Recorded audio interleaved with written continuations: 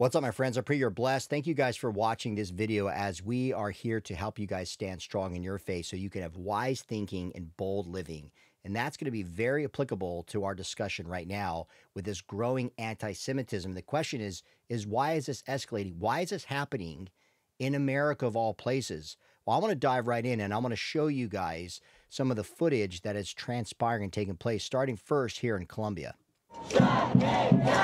There is uproar on America's elite college campuses today. 5,000 Jewish students here at Columbia University were advised to go home and stay off campus after a series of anti-Semitic events over the weekend. We have Zionists who have entered the camp. Protesters formed a human chain to push back Jewish students who had come to the pro-Palestine encampment on the Columbia campus. One step forward. One step forward. This protester is carrying a sign pointing at Jewish students and calling them Hamas's next targets. Yes, we're all Hamas. A rabbi affiliated with the university sent out this troubling email. Columbia University's public safety and the NYPD cannot guarantee Jewish students' safety in the face of extreme anti-Semitism and anarchy. Student Nick Baum is heeding the warning. He's on a bus heading to Maryland. Jews on campus right now currently feel incredibly unsafe, unwelcome, and that they don't belong at Columbia. So you think, what is going on here? Well, one thing I want to draw your guys' attention to is several things is why we're seeing this increase. Now, this is going to be a very limited, breakdown, but I encourage you guys to investigate these areas. Number one is in social media. Social media creates an echo chamber. And what it does is it reinforces whatever narrative or whatever bias or misinformation or disinformation about Jews. And we are seeing this, like we're seeing right now on college campuses. It spreads. Go on TikTok and just see the pro-Palestinian movement. Now, listen, we are to pray for the peace and to love all people. Racism is wrong. Ethnic racism is wrong. But when you are supporting Palestine, that's supporting a terrorist organization that rules over them, that's what their constituents gave allegiance to. You're not just supporting a group of people, you're supporting an ideology. And that's the second aspect that we see is an ideological divide, and it contributes to intolerance. And what we're seeing with this intolerance is anti-Semitism. And my friends, we've seen this over and over and over again historically when it comes to the Jews. All the way back in the book of Genesis with the Hebrew people, to the Egyptians, to the Persians, to the Romans, to the Germans. This is nothing new, but we're seeing it here in the freest country on the planet, here in America, with the Constitution, the Bill of Rights, with a Judeo-Christian ethic.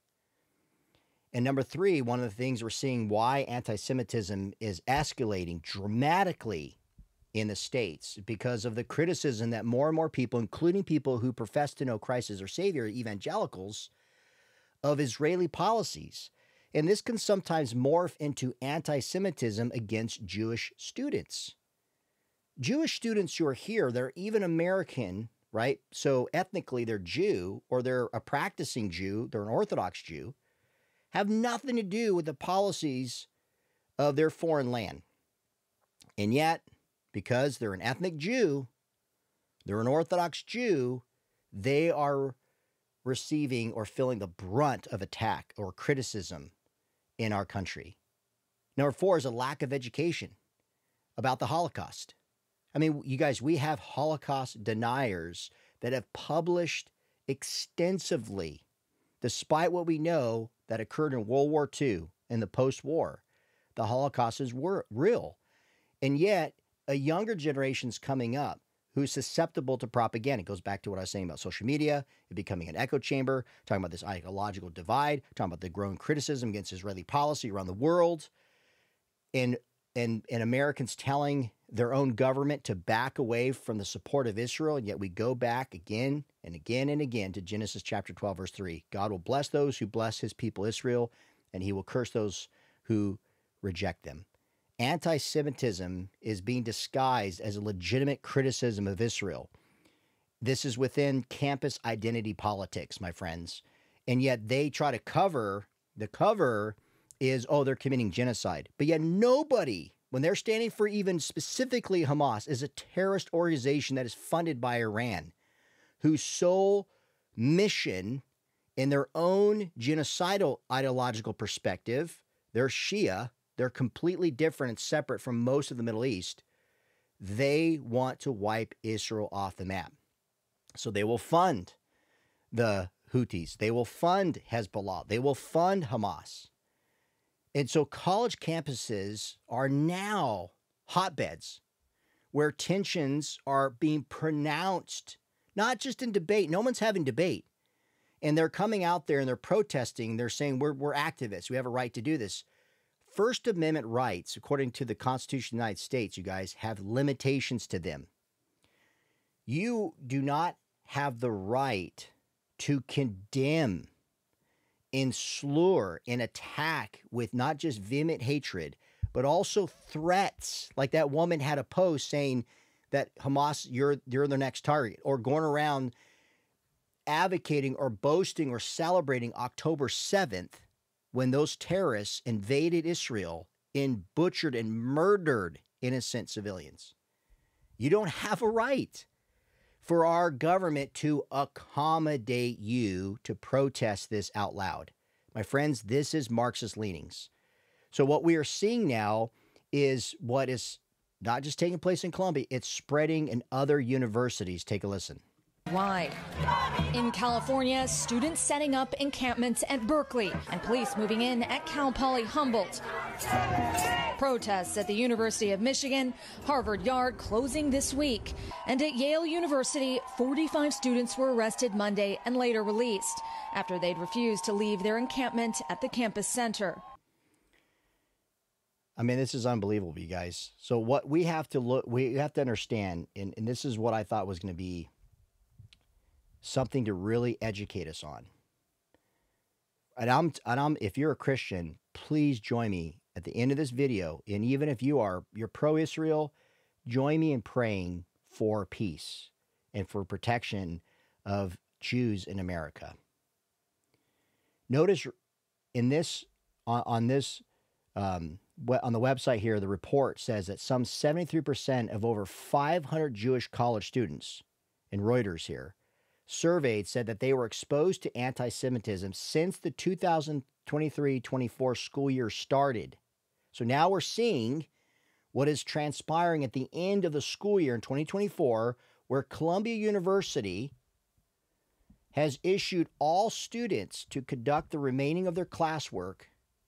They're in finals right now as I'm recording this, online. Because the president, the dean, the board of trustees at Columbia University in New York have no control and have allowed this to go on for too long. Notice that the percentage, this is what the survey showed, that the percentage of Jewish students who said they feel comfortable with others on campus knowing they are Jewish dropped to 38.6 since the attack of October 7th, from 63.7 before that date. So as we are seeing this increase of violence, my friends, I mean, the most atrocious attacks. And yet, what has our campuses done to protect our fellow Jew? Incidents cited by the survey respondents range from anti-Semitic vandalism on campuses to threats of violence and assault.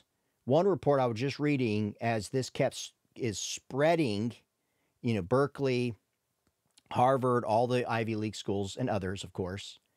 One girl who was out there supporting Israel was stabbed in the eye by an attacker. Anti-Semitic incidents in the United States rose by about 400% in the first 2 weeks after Palestinian Islamic groups Hamas attacked Israel on October 7th, killing about 1,200 people and taking more than 200 hostages, the ADL said last month. Now, of course, the Council on American Islamic Relations, CARE, known as CARE, let me just say, don't buy into the lies of that organization, of how they try to bring out, complaints against what is really taking place and saying there's a lot of Islamic phobia, and it's far worse than the anti-Semitism that we're seeing. Absolutely and totally false. My friends, this is demonic. Now, the Anti-Defamation League, why campus anti-Semitism? Why? They say the Nation of Islam or far-right extremists denying the existence of the Holocaust, for example, may not have had their genesis at universities, but their speakers and advertisements have found fertile ground there. As students form their sense of self at college and seek a niche in the world, some are especially vulnerable to hate mongers who either stir their developing political passions or couch bigotry in academic terms designed to appeal to their intellectual curiosity. Controversial speech is often welcomed at universities more than in other venues. We're not seeing that to be the case anymore. If anything, they're seeing a protest are people who are basically advocating for violence and the removal of Christians and Jews. Students see their campuses as havens of free expression with the right to speak near sacred. Now, when I wrote Parenting Gen Z, which I encourage you to get if you are a parent raising elementary, middle school, high school, almost 40% of college students across the country in America that were surveyed don't really value their First Amendment rights. And over 40% of them believe should be restricted. Racist demagogues have ably exploited school commitment to free speech, cloaking their propaganda in the guise of academic freedom. They have two objectives: hooking the country's future leaders on the ideas they preach and generating mainstream media coverage to the controversy that inevitably erupts over particularly incendiary events. Among America's students are many who grew up with little or no contact with Jews and have had a limited personal background to fall back upon when professional anti-Semites come to campus. For instance, young adults with little knowledge of the Holocaust might cast an uncritical look at a campus newspaper advertisement or scholarly-looking text claiming to prove that the murder of 6 million Jews is an historical hoax. So, my friends, what I want to do is I want to close by giving you guys two passages of scriptures, but also a great website that has 7 prayers that we can make on behalf of Israel. So I want to share with you the first, and it's in Ezekiel chapter 2, verse 8. And notice what it says. It says, "For thus said the Lord of hosts, after his glory sent me to the nations who plundered you, for he who touches you touches the apple of his eye." I believe one reason why, when I was saying earlier this is demonic, is because Satan knows that there's unfinished work that God has with his chosen people, Israel. There's unfinished work. Jesus himself was a Jew, and he was hated by, yes, the Jewish leaders of the time, but by the Gentiles that were in power. And they conspired with the Jews that were in power in the Sanhedrin to crucify Jesus. This is what Satan has done through the course of history, to remove that bloodline as best as he can. And yet, one reason we're seeing, a big reason, over and over again through history, the Jewish people being not only discriminated, but seeing the rise of anti-Semitism and seeing the diaspora of the Jewish people for thousands of years, this is God's apple of his eye. And when you mistreat one of his people, you are directly attacking God himself. Notice what Asaph says in Psalm 83, which is also a prophetic psalm. It says, "O God, do not keep silence. Do not hold your peace or be still, O God. For behold, your enemies make an uproar. Those who hate you have raised their heads. They lay crafty plans against your people. They consult together against your treasured ones. They say, 'Come, let us wipe them out as a nation. Let the name of Israel be remembered no more. For they conspire with one accord. Against you they make a covenant.'" And why this is prophetic is the Edom, the Ishmaelites, the Moab, the Hagarites, all of these tribes and regions of the world that are mentioned there are in the Middle East. And we're seeing the rise of many of them to come, not to the aid of Israel, but to destroy Israel. So what I want to do now is let me just share with you guys in closing these 7 prayers for Israel that align with Scripture. Number 1, as we're seeing anti-Semitism, say something. We need to speak up. We need to stand for the Jew. Let us not be those people who stood idly by and said nothing when they were seeing their neighbors, their doctors, their teachers, their friends being arrested in Germany, in Poland. We need to speak up. We need to stand and pray for the peace of Jerusalem, as Psalm 122 says. Matthew 23, we need to pray that Israel comes to know their Messiah, Jesus Christ. When Jesus looked at his beloved people, when he looked at the Holy Land, that's what he was yearning, that they would come to him. Number 3, Exodus 23, verse 31, pray for Israel's borders to be secure. We are seeing time and time again, recently again, we just saw with over 350 ballistic missiles, rockets, and drones being sent over by Iran into Israel. Psalm 91, verse 4, pray for those in Israel to run for God's wings of protection. And guess what? I believe it was a divine act of God protecting Israel, because 99% of all of those rockets, ballistic missiles, and drones were shot down. They had very little effect on anything. They intended mass destruction on Israel, and they failed. That was God's divine protection. We need to continue to pray for that.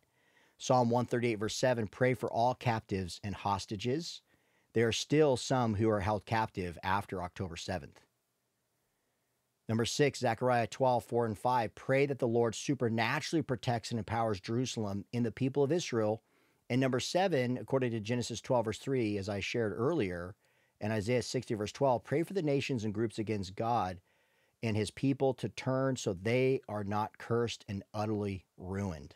Those are things that we can pray when it comes to this escalation, if you will, my friends, of anti-Semitism, not just on college campuses, but it's taking place and it's demonic.